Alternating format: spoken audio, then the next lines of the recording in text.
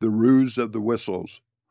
In the early hours of May 29, 1862, the Tishomingo Hotel in Corinth, Mississippi sat quiet on its edge, where the tracks met the town's soul. Beauregard's retreat was slow but clever. His army, nearly 80,000, slipped out under the cover of night, trains carrying men, stores, all bound south. The watchfires crackled, the locomotive whistles cut through the dark, and cheers echoed like ghosts in the cold air. Union soldiers waited, muscles taut, with the belief that reinforcements were reaching the Confederates. But by morning, the town was empty, and the only sound left was the whisper of their own disappointment. No reinforcements came, only the soft departure of the Confederates, leaving a bitter taste in their wake. Here, across the road, under the heavy shadow of Battery Robinett, the Confederates charged on October 4th. The ground here, scarred and bloodied, still held the echoes of their desperate advance. The photographer's eye captured it as it stood, months after, still, as if time hesitated. Battery Williams lay to the left, silent now, but once it had faced a tide of men moving with valor and madness. General Rosecrans had held his ground, and the Union would remember his name long after the smoke had cleared. Next, the day after the magnificent assault that failed, October 5, 1862, and the field is still. A Confederate soldier lies close to the parapet of Battery Robinett, fallen short by 50 yards in the final charge. His body is a testament to the grim urgency of battle, lies within the battle-worn charger beside him, the horse of Colonel Rogers. To the left, Rogers himself is fallen, the flag of his regiment cradled in his dying hands. His courage would be remembered, his last moments spoken of by those who saw the charge. General Rosecrans ordered a soldier's respect, his face uncovered, his grave marked for future comrades to honor. The fallen, the few, are now still. Here's the Confederate commander at Corinth, General Earl Van Dorn. A tempest of ambition had brought his force of 22,000 to Corinth in the hopes of turning the tide. His nature, both fiery and quick to action, had won him early acclaim. But here in the dust and chaos of October 1862, his force would fail. His men charged, but the entrenched Union lines held firm, their resolve just as strong as his. His name, still remembered, is tied to a battle fought not in victory, but in the fire of war. Here is second in command. General Sterling Price had seen both triumph and defeat. At Corinth, exhausted from months of hard marches, his men fought with pride, even as the battle turned against them. My father, my brother fought at Corinth, he later wrote, proud of his soldiers, even in retreat.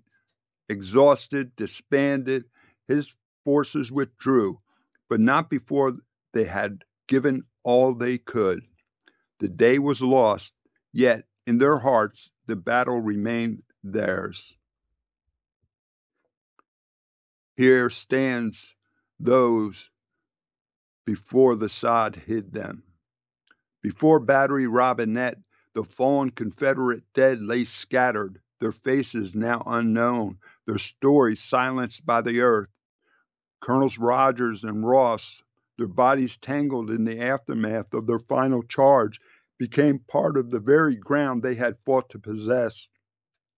An eyewitness described them as a brigade emerging, full of life, even as artillery thundered. The sight was grand and terrible.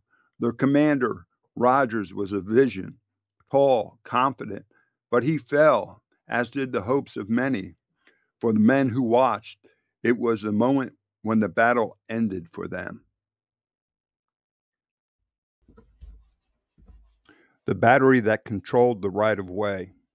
You're looking now at a photograph taken just after the battle. Battery Williams lies half-shadowed on the left edge, guarding the cut where the Memphis and Charleston Railroad once ran west toward the river. This stretch of earth, so ordinary in peace, had become vital ground. On October 4th, as the Texans threw themselves against Battery Robinett, a half a mile away, the guns here fired steadily, hard into the Confederate flank. They followed so close that 2 shells crossed the line and burst within the Federal defensives themselves. The wooden buildings in the middle distance, barracks, once erected by the 52nd and 57th Illinois, stand quiet now. But it was from this very ground in front of the freight house that the Southern line had surged forward. There had been a cottage near here, left of the tracks.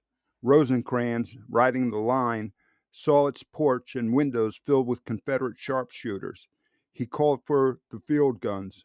Grape and canister tore the small house to ruin. Few inside survived. The town beyond had taken its wounds too. Shells from both armies had swept through, but most civilians had hidden below ground. None were counted among the dead. In the lower corner of the photograph, note the pale stacks. This is cotton taken from the warehouse, precious already, more so with each month of the war that followed.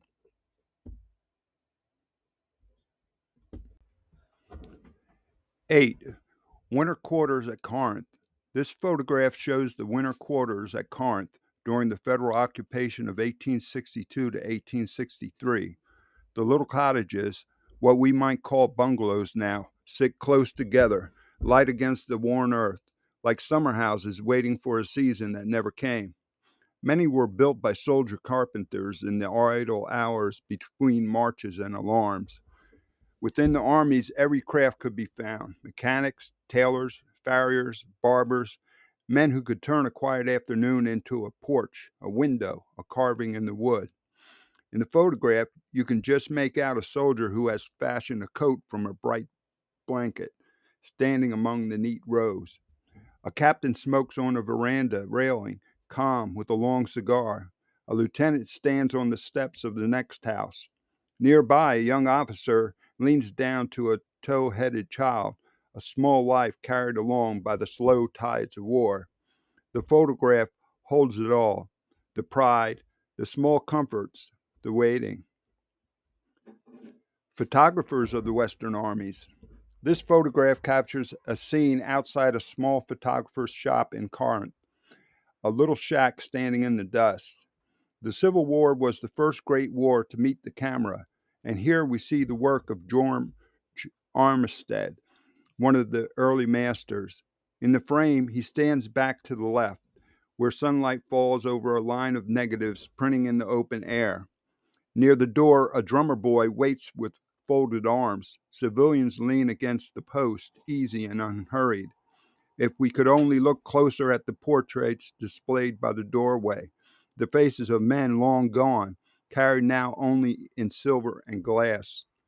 The tintypes we glimpse here may be the last memory of soldiers whose names are known no more, lying in distant fields. In the slow work of the camera, in the bright haze of the sun, the photograph captures what time itself might have let slip. Ohio troops on the battlefield. In this photograph, Company C of the 81st Ohio stands at parade rest. They look young, heartbreakingly young, but by the time this was taken, they had already fought through the roughest battles of Tennessee and Mississippi. Behind them rise the earthworks of Battery Williams and Battery Robinett, the grounds where, not long before, the Confederates came charging. Major Lanning had fallen there.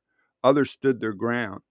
The men here were part of Ohio's great pride, nearly 21,000 who, when their first enlistment was over, chose to stay, to fight until the end. You can see it in their faces, in their bearing, the quiet certainty of those who have already passed through fire. The photograph holds them still. young and solemn, waiting for what will come next. A camp meeting with a purpose. This photograph freezes a moment of deep consequence. The soldiers have stacked arms and gathered under an improvised canvas shelter, their faces turned toward the speaker. Here at Corinth, it was not prayer or celebration that drew them, but debate, the fierce rising question of whether to arm black soldiers for the fight ahead. General Thomas, it is believed, was addressing them at that very moment, urging a course that was, to many, unthinkable. Some Southerners, men like General Cleburne, had begun to see the same necessity, but in the North, opinion still splintered sharply. The photograph, silent and steady, captures the soldiers as they listen, weighing a future they can scarcely yet imagine. Provost Marshal's headquarters at Corinth. Here is the seat of order in an occupied town, the headquarters of the Provost Marshal. He was judge, constable, and mayor all at once, holding the fragile peace between soldiers and civilians. Around the dusty square, oxen and mules pull battered wagons, many driven by freedmen who had fled from the countryside into Corinth's uncertain safety. Life, such as it was, gathered here. Broken wagons, tired animals, and the slow turning of a town half saved and half lost. The photograph speaks softly of a place caught between two worlds. In this photograph, 17 soldiers stand together, gazing into the camera's eye.